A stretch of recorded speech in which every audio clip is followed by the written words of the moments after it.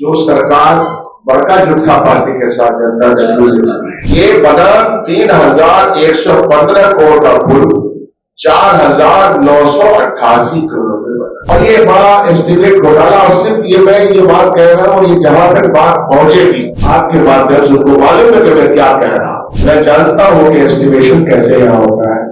बड़का झूठा party estimate घोटाला करती है।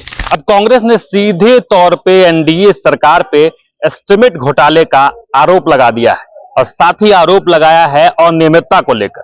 साथ ही बहुत सारे आरोप लगाए हैं कि जो परियोजना 2015 में आती है उसको खींचकर 2025 तक लाया जाता है और जो एनडीए सरकार है लगातार एस्टीमेट घोटाले कर रही है। ऐसा कहना था कांग्रेस के विधायक डॉक्टर शकील अहमद खान का। क्या कुछ कह रहे हैं, पहले आप सुनिए। बिहार वैसे तो कई परंपराओं के लिए पहचाना जाता है। 2005 से लेकर आज तक जो सरकार बड़का झूठा पार्टी के साथ जनता दल यूनाइटेड उस सरकार ने भी कुछ परंपरा स्थापित किया है और वो परंपरा है एस्टीमेट घोटाले। जैसे कि कोई सरकारी सामान खरीदना है तो कहां से खरीदा जाएगा, उसका रेट बाजार के रेट से 5 गुना ज्यादा होगा। किसी बिल्डिंग का, रोड का, सड़क का, पुल का, पुलिया का निर्माण कार्यक्रम में भी एस्टीमेट बनाया जाएगा। प्रपोजल पहले लाया जाएगा, एस्टीमेट बनेगा, फिर एस्टीमेट जो बाजार का भाव होता है, फर्ज कीजिए कि कोई एक मकान बन रहा है, उसका 2,000 रुपया स्क्वायर फीट लगता है, तो बिहार सरकार सीधे 8-9,000 स्क्वायर फीट करती है। अब वो बढ़िया से पास होते होते पास हो जाएगा बेसिकली, जबकि उतना पैसा लगता नहीं है, कम पैसे में वो चीजें हो सकती है। तो ये मशहूर है हमारे यहाँ, ये भी एक परंपरा है, हमारे यहाँ की परंपरा है, सहिष्णुता है हमारे यहाँ, हमारा इतिहास है, गौरवपूर्ण इतिहास है हमारा। एक ये भी इतिहास बनता चला गया, 20-25 साल का इतिहास कुछ छोटा इतिहास। हाल के दिनों में यह इतिहास रचा गया पुल निर्माण के संबंध। अभी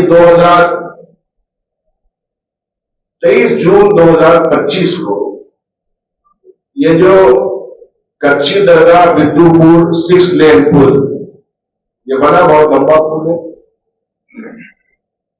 इसकी जो स्वीकृति थी जब हम महागठबंधन में शामिल थे 2015 में, इसकी स्वीकृति के बाद एस्टिमेशन था 3,115 करोड़।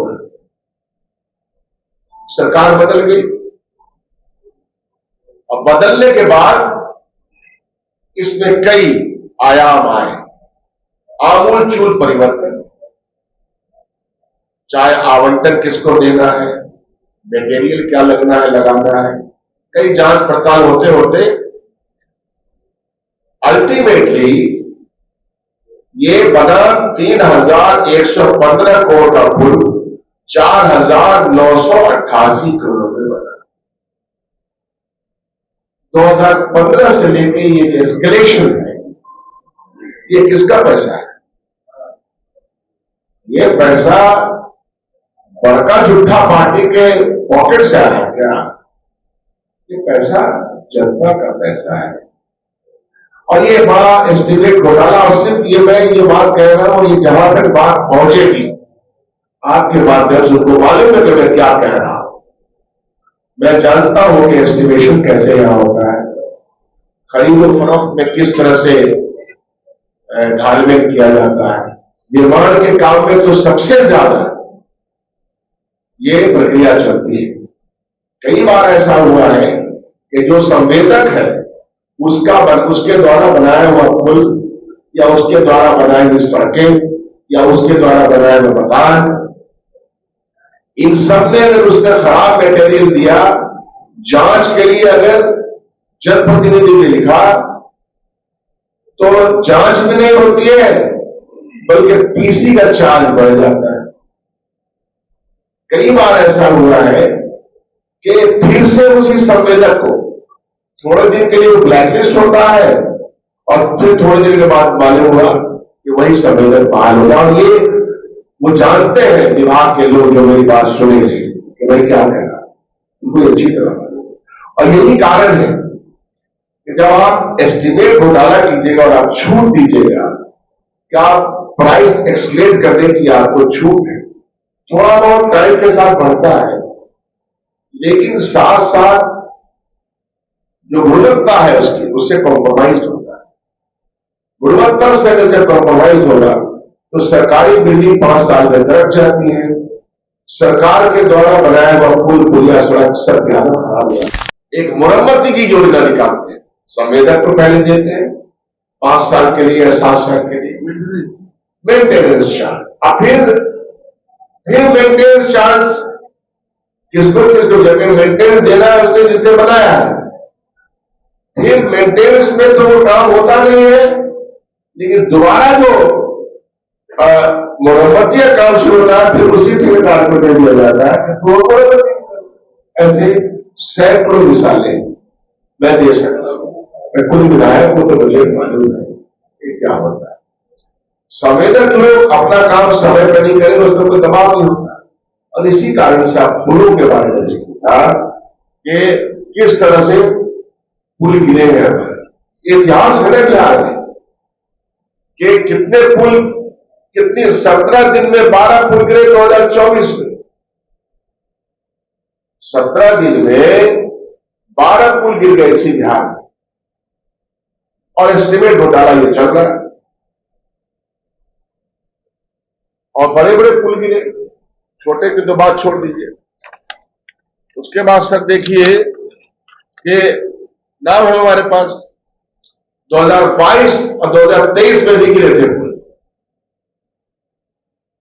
बिहार में पुल गिरने का यह सिलसिला नया नहीं है, 2022 और 23 में भी हुआ। तो मिला जुला के 2024 में जल प्रकोप या भ्रष्टाचार का प्रकोप में कुछ और पुल नए हैं। 10 जुलाई को, 15 जुलाई को, 16 जुलाई को 2024 में 27 जून को रखा है। तो इससे साबित क्या होता है? इससे साबित यह होता है कि जो सरकार चला रहा है, या तो उसको सरकार चलाने का लूर ढंग है नहीं, या फिर भ्रष्टाचार की जो ऐसे ही थोड़े भारतीय जनता पार्टी का जो दफ्तर पूरे हिंदुस्तान में बन गया, तो ये पैसा कहां से आएगा? इन्हीं सब वजह से पैसा आया। बड़े बड़े दफ्तर बन गए सैकड़ों की तादाद में। बिहार के 38 जिले में 3 करोड़ 4 करोड़ का दफ्तर कहां से बन गए? इन्हीं पैसों के माध्यम से बड़का झूठा पार्टी, आप लोग समझ रहे हैं, बड़का झूठा पार्टी हमें नहीं कहा बीजेपी को, माननीय मुख्यमंत्री जी ने खुद कहा है। मैं उनके शब्द दोहरा रहा हूं, मैं तो उनकी बड़ी इज्जत करता हूं व्यक्तिगत तौर पर, और उनको परेशान जो है सो भाजपा के लोग ही करते हैं। अच्छा, इस सिलसिले में एक और मजेदार बात है कि भारतीय जनता पार्टी के एक साहब है नौजवान बिहार के, उनके पिताजी तो बहुत बुझारू थे, दलित सरकार, दलित समाज के लिए काम करते थे। तो उनके साहबजादे कैबिनेट में मिनिस्टर भी हैं। वो हाजीपुर का दौरा करते हैं और वो कहते हैं कि बहुत खराब हालत है सड़क, गजब है। लेकिन